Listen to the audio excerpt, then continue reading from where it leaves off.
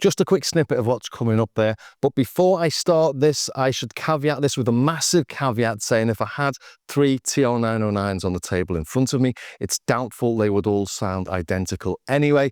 After 40 years living different lives, being in different places, having hundreds of parts that have got wide tolerances in today's terms anyway, all degrading at different rates, it's very, very doubtful that they would sound the same. Even off the production lines, there were differences. Here's a list of changes made in the production. Some change the amount of variation of tone available, like extending the range of the tuning of the kick, and others affect the sound, like the final one that made the toms a bit crisper.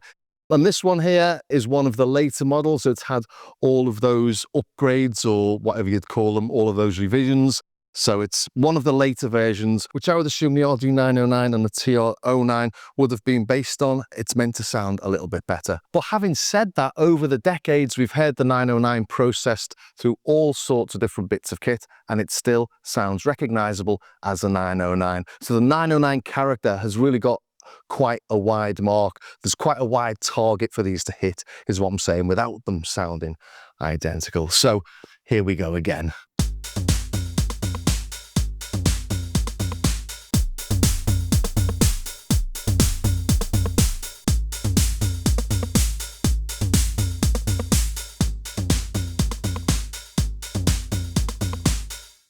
So we're off to a pretty good start there, aren't we? I think listening to that again, you can hear that. I think the TR-09 has got a lot more hi-fi quality about it. It's got a lot more bass in there and a lot more top end, as has the RD-9. The 909 sounds a little bit more transistor-like, can we say? Maybe each of the sounds is a little bit more separated. Each of them sounds like almost like it's going through a bandpass. Doesn't sound as rich and as full as this little TR-09 here.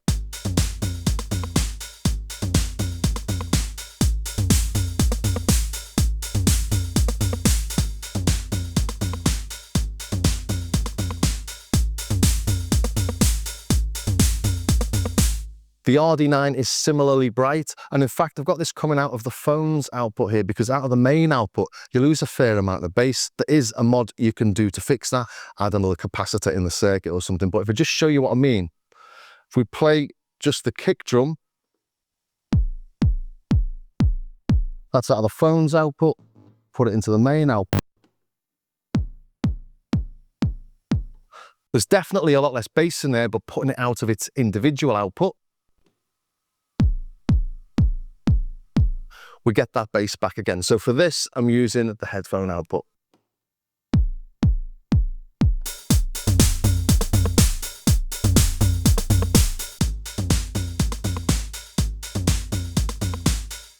But overall, it's definitely got a 909 style character. I'm listening to it through my Dynaujo's LYD7s over here, and it sounds nice and rich and full. You can hear differences between them all. Obviously, on my phone though, I did a little Instagram edit of this, and I put it on my phone, put it in the car, put it on a loop, and after a while, it's difficult to pick which is which. Of course, that's through a phone, not through a big speaker system, but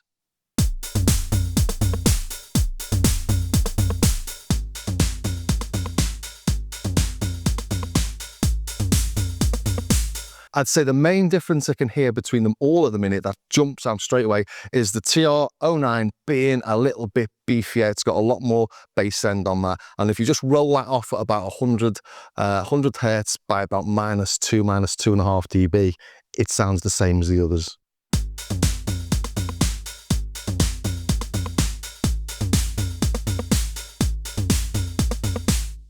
So yeah, they're all recognizable as 909 style tones. If you heard any of them in a track, you would think it was a 909, I would suspect. But let's listen to the individual sounds.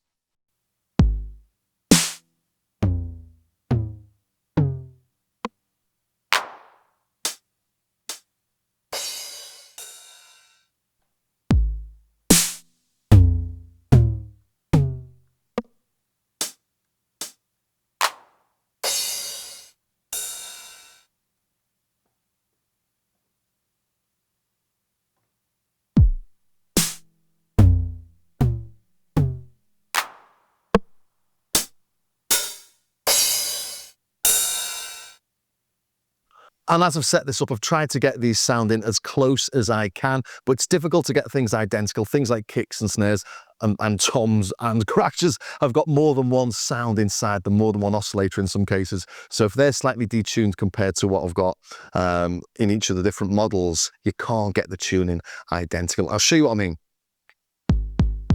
So kick off the 909.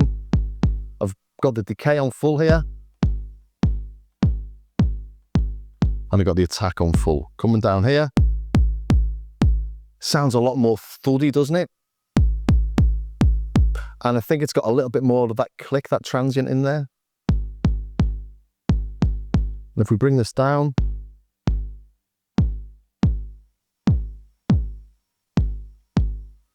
It's got a little bit more of a boing to it than this one.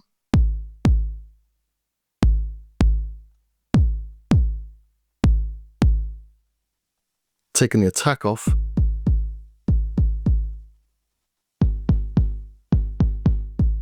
So the attack comes off a lot more off the small one. But I think the original has a little bit more room. I'm not quite sure what it is on that attack, but the TR-09 has definitely got a bit more body or something about it, hasn't it? Maybe that's where that extra bass is coming from.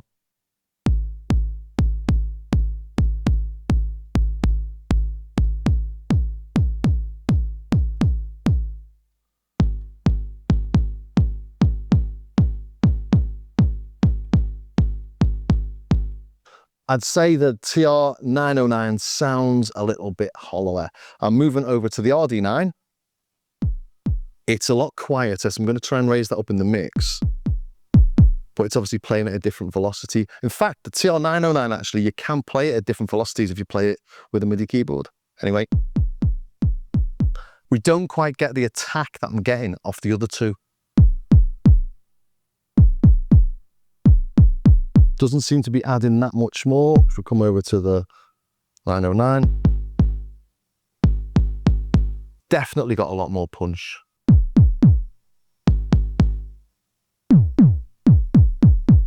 We've got extra controls here. I'll just check if I've got enhanced mode on or not. Enhanced mode gives you a few more controls. It gives you hi-hat tuning and it gives you these pitch decay and the pitch decay amount down here on the kick. So you do have a little bit more control on the RD9.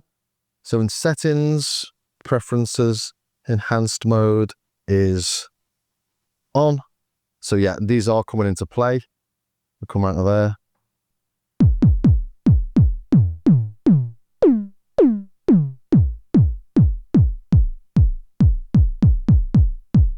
In fact, with this one, you've got these settings up quite high and you've got a long decay on it.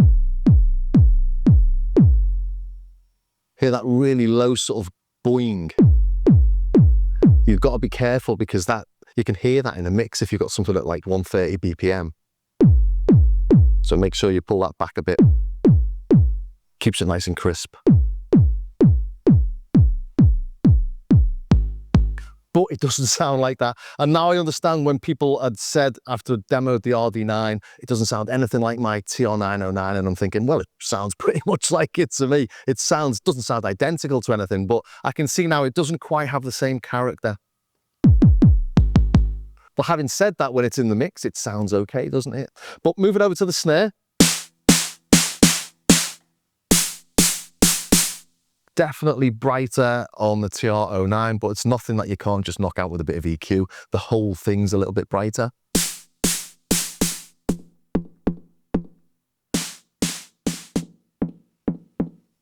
So tuned about the same.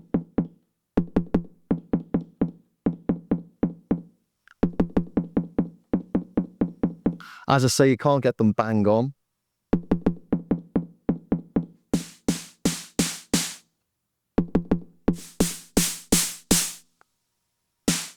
Definitely a bit duller or a bit more band limited, I'd say, on the 909. TR-09 again, brighter. If we come over to the RD9, it's a lot snappier. It's shorter, not snappy as in the snappy knob, but it's not as long. If I take this dial,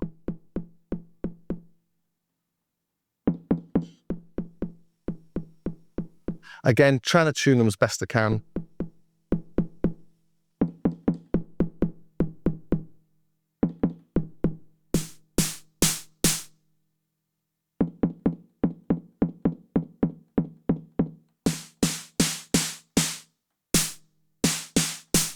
So there is quite a stark difference there when they're next to each other. I keep on saying this. When they're not next to each other, it just sounds like somebody's made it snappier or shorter. It doesn't not sound like a 909, but it definitely doesn't sound identical to the one I've got here. And moving over to the toms.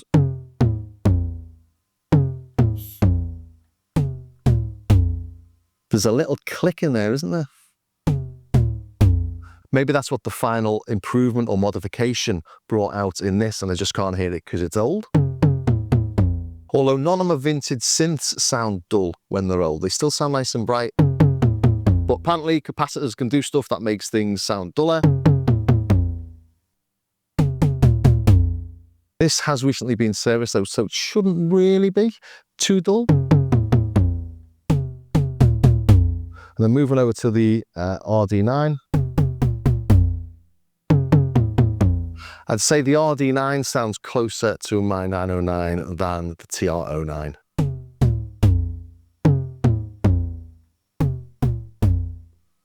All pretty close though, aren't they? The one thing I would say is that on this one, you've got much more of a dip in the pitch on the low.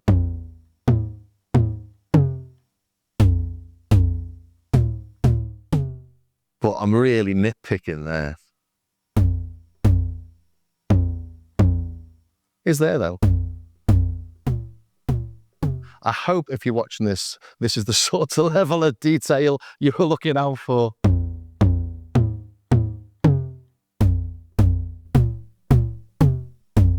And that's got that little click in there as well. So maybe this does need a new capacitor or two.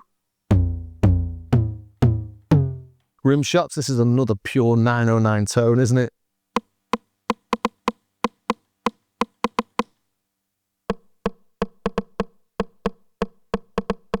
Much lower on the RD-9 and on this one. It's sort of higher, sort of lower. On this, you can actually tune things that don't have a tune knob. So you can tune the rim, the clap and the hi-hats if we go into edit. So shift, edit, gain or tune. So we hit the rim.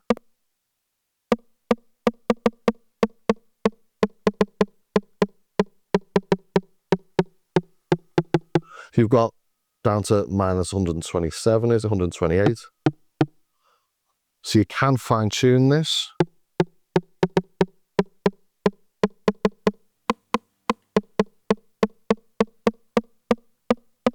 But when you try and go to those higher pitches, that little higher transient, the whole thing's going higher. So that sounds too high, but when you bring it back down again, sounds too low. So I can't get it spot on. With the Rhythm Designer, we don't have any choice. That's the sound you get. Claps.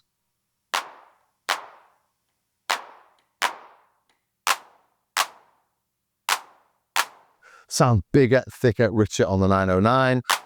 We can repitch this. But then it's going sort of much lower sounding. So it's like a depth in the body rather than the pitch.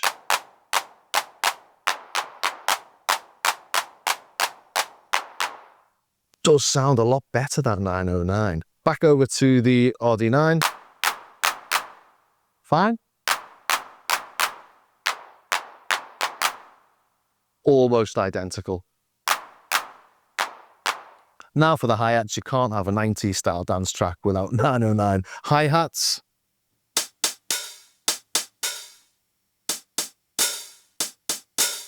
You can hear me sort of double hitting there. That's the way you play the open. You have to play them both at once. So you sometimes sounds like you're hitting the closed and an open at the same time. And again, with this, I have been in and tuned them, and these sound the same, don't they?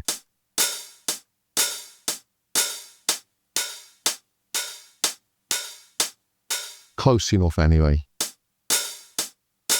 The levels are slightly different as I listen to them here, but I will try and smooth them out in the edit. But it's just because they're set to play at different levels when you play the individual tones. So as I'm playing the different tones, the levels go all over the place, and then you go back to the main tracks, as it were, or the patterns, and it all sounds fine. So.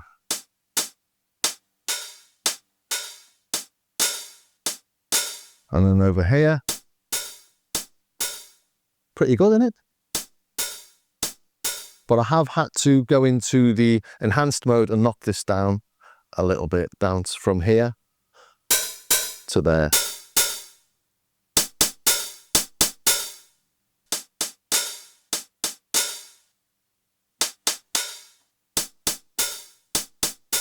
Much easier having a separate pad for it, isn't it? So they're pretty good. But again, on the 909, it all sounds a little bit band limited. It sounds a little bit thinner. And just to show you, let's open that up.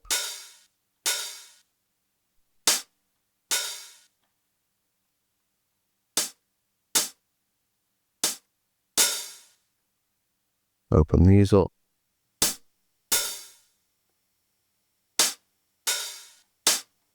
Closed maybe a bit floppier on the 909. Let's try and tune that a bit.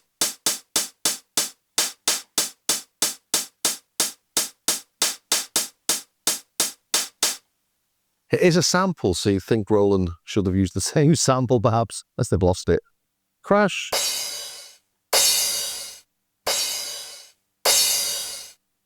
We have got a tune here as well.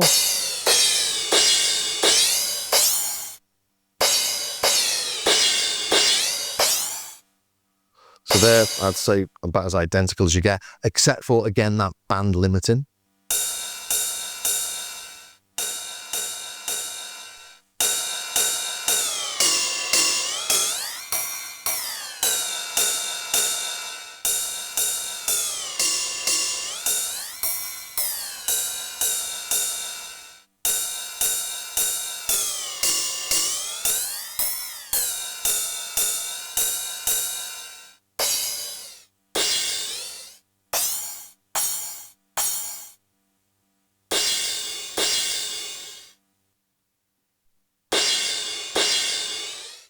Much more hi-fi then on the TR-09 and the RD-9. Let's take a look at timing and shuffle then. On the 909, we've got 7 different shuffle settings from 0 to 50%. If we play it to straight, start adding shuffle.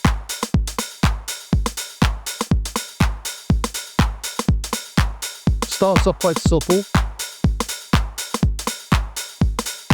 We'll definitely hear it here.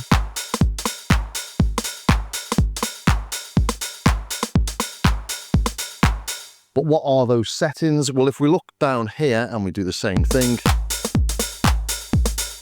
straight, 8.3%, 16.6, 25%, 33%, 41.6, and 50.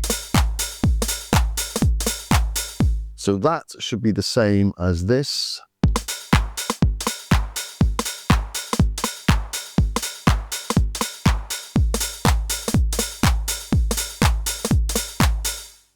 And it's sounding pretty similar, isn't it? But when we come over to the RD-9, we get swing from 50% up to 75%, and then back down to 25%. And the way the swing works on these is that we quantize to the 8th notes, but the 16ths move. So on the TR909 and the TR09, we delay that 16th, whereas on the TD9, anything before 50 is playing before the beat.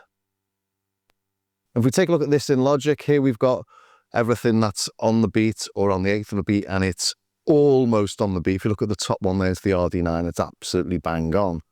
But when we go to the 16ths, the different swing setting delays these notes slightly. And as you can see there, the RD-9 is bang on the beat, but the 909 isn't. So these are the 909s, here, the red, orange, yellow, green, blue. And if we zoom into this here, this is the no swing in red, and you can see it's actually not on the beat at all. So I put these into MIDI files, just getting my complete geek on here. Look at the RD9, it's exactly where you expect it to be, right on the beat. Then we go into the TR909, and it's a little bit all over the place. This one here, for example, at 240, the next step above 240 would have been right on the beat. So it's very minor, but it is there. How do we equate that scale from 25 to 75 on the RD9 with what we're getting on the 909? Well, we come to 50 here, and 50 is 0 on this one. And then we got up to 50 there, and we go up to 75 there, but they give the same shuffle amount.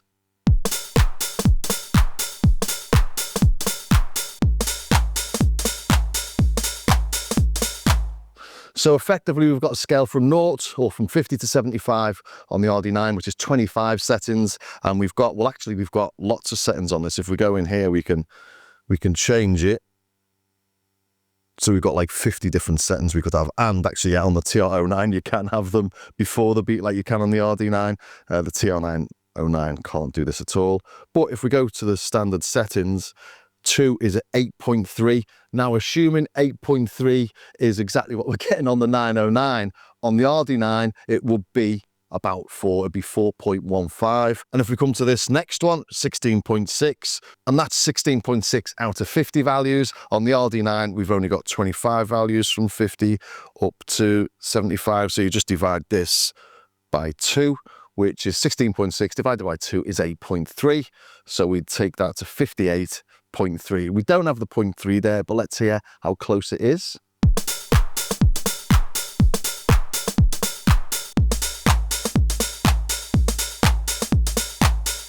I think you might have to have magic ears to hear any difference there. Let's hear it compared to the 909.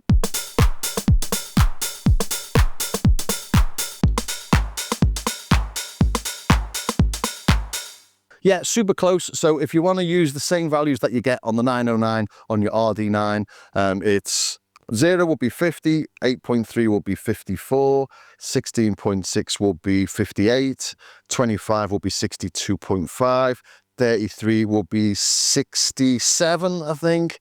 41.6 will be, what's that?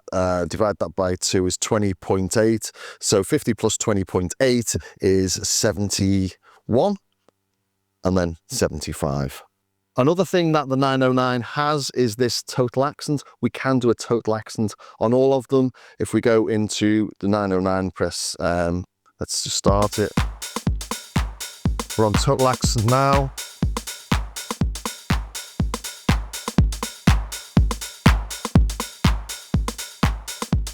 So I've put on the beat a total accent. If I take it off these, you'll hear it.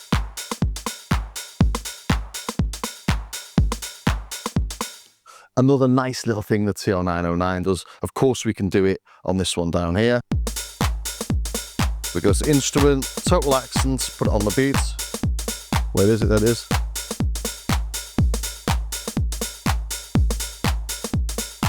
It doesn't look like you've got one on the RD9, but it's hidden in the tap and hold. So instead of picking one of these instruments here, if we pick tap and hold, I don't know if the camera's picking that up, but that's lit up white now. Oh, got to put it on record. I'm showing that the RD9 has got those little tricks that everybody likes on the 909, but it's got an awful lot more. One thing I've not mentioned yet is this. It's the TR8, not the TR8S, but the TR8. If you're just into your vintage Roland sounds, you've got the 909. It's the same tech as in the TR09 and the TR08. It's the ACB, the analog circuit behavior technology. So it's as good as the stuff in the TR09 and in the TR08, but you get them both in here. You don't get the same vintage style interface, but it's a really good little live tool. Kink uses these things all the time. So you get the 808, the 707. If you've got the expansion in there, that is the 606, the 909. So yeah, it's a whole raft of vintage tones, and you don't get song mode, but you do get, how many outputs do you get on this? 4 different outputs. So you've got left, right, and A and B as well.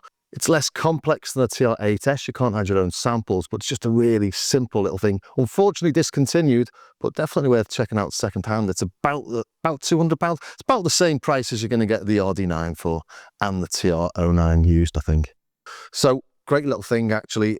If you are just into the sounds and playing them simply, this might be the one to get.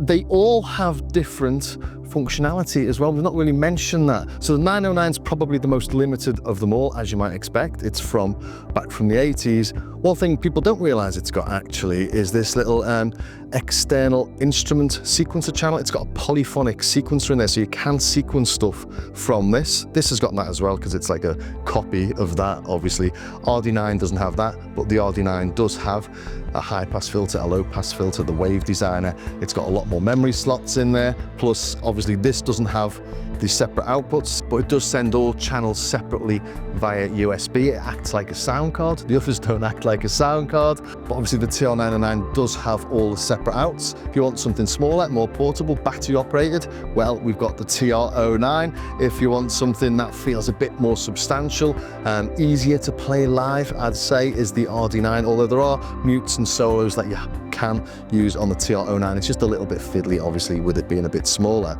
But, you know, it's a nice little thing, the TR09. TR909 then, who on earth would want that? Well, it's a weird thing, isn't it? Because it does have a certain vibe about it, and I did buy it just to do this video, really, just like, because I'm just not confused, but so many people have so many different opinions on things. Sometimes it's nice just to get it yourself, have a little play with it. And there's another reason I bought this. It wasn't just for the videos. Is because I've got a rack full of old vintage Roland synths there, and I do stuff on video. I like things to look nice when I do stuff, and the RD9 or the TR09 just look a bit weird next to my Jupiter 6, my Pro Mars, my Jupiter 4, and my Juno 60. This will look a lot nicer. So for some of the stuff I've got planned, it'd be quite nice to have a 909 to look the part. Aesthetics counts. This is a visual medium after all, so it might sound fickle, but it's not really. Let's see how I get on with it, shall we? So overall, sound-wise then, just to go back, final thoughts, the TR909, or the RD9, sorry, from Behringer, was based on 5 separate TR909s, as far as I know. A guy called Dan Burton, a really nice guy that worked at Behringer. He's recently deceased, which is such a shame, he's such a nice guy. I spoke to him when this first came out, and he said they had 5 of them. One of them was from 808 State, apparently, and they tried all these different, I hope I'm not getting confused with the 808, but I'm sure it's the 909. They had 5 different models, and this is like the mean of all of those. So it's based on lots of different models of 909, which could have had various different modifications, or they could have had the different upgrades or updates in there. The TR09, as I said at the start, I think should be based on this one, which was the latest and possibly the best version, or Roland's best version, or why would they have modified it? So it's a bit brighter, it's a bit thicker, it's a bit juicy, it's a bit more hi-fi, it's a bit more modern sounding, but nothing that you can't scrape off with a little bit of EQing. So I hope that was of some use to somebody somewhere. If it was, please do subscribe, ring the bell, join me over on Patreon. As you know, this channel is funded by my YouTube ads, my affiliate links, and my wonderful patrons who, for less than the price of a dodgy coffee a month, get access to patches, samples, tutorials, and all sorts of other little goodies. Also, do take a look at my starskycar.com website. Again, there's patches, the samples, the stuff to download for free, and the stuff that you can buy. And as I always say, and nobody ever does it, buy some of the cheaper bits. It does help to support the channel. Anyway, thanks for staying to the very end, and I will see you next time.